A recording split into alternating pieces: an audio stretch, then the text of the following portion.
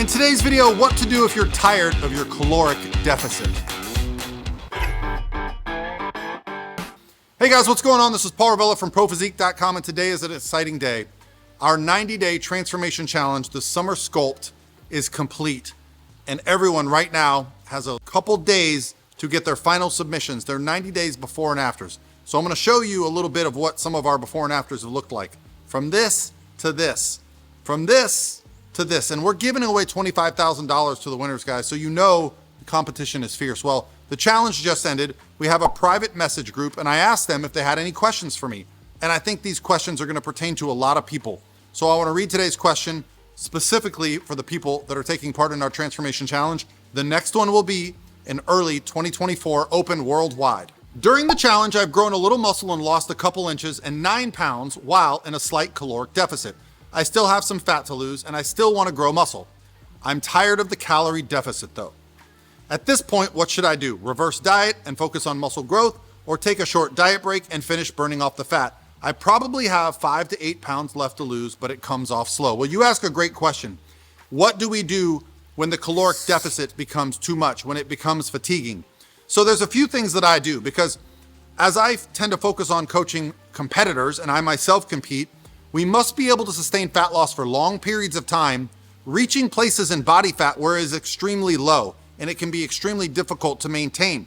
So to do that, you must have a strategy in place. So first things first, I would never suggest that someone be in a constant state of a caloric deficit, okay?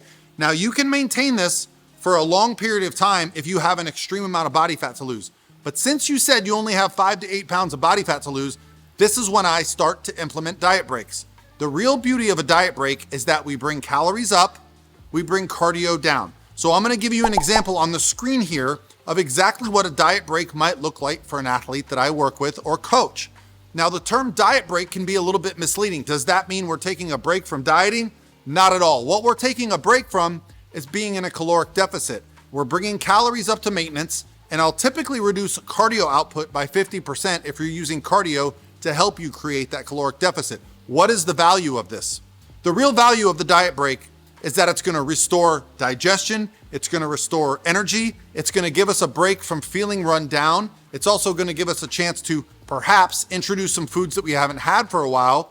It's also gonna improve our sleep.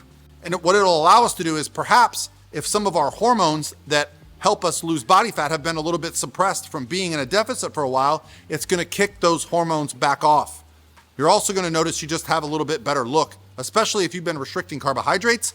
Muscle fullness will return, performance in the gym will return. A lot of us, especially myself, when we start to get lean, I start to feel a little bit insecure about my muscles because they're not as full all the time. So the real value in taking a diet break is that two things happen. A, you get some recovery, and after a full week, about 7 days taking a diet break, if you feel reinvigorated, you can just go back to the fat loss macros and cardio you were on, and you're gonna get a really good response. However, if after that 1 week of the diet break, you notice that the scale is stable or maybe down, well, maybe you take another week. The longer you can give yourself these recover periods, the more you're gonna be successful in losing weight and keeping it off. This is what the Matador study showed us a few years ago.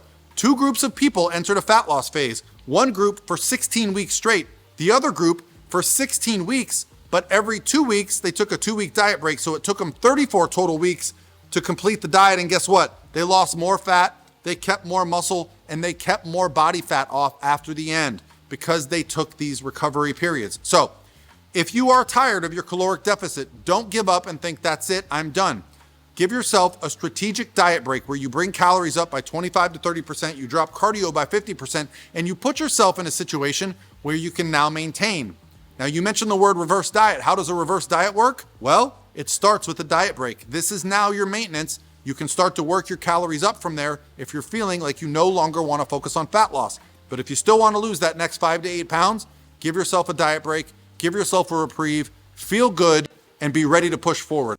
I'm excited for the next challenge. It'll be this February. It's going to be open worldwide. Again, we're giving away $25,000, guys. It's going to include nutrition and training and our support, as well as some guided coaching options. So look for that in the near future. I'm also going to answer some more questions this week about our transformation challenge, and I'm going to be interviewing all the winners. I'll talk to you guys tomorrow.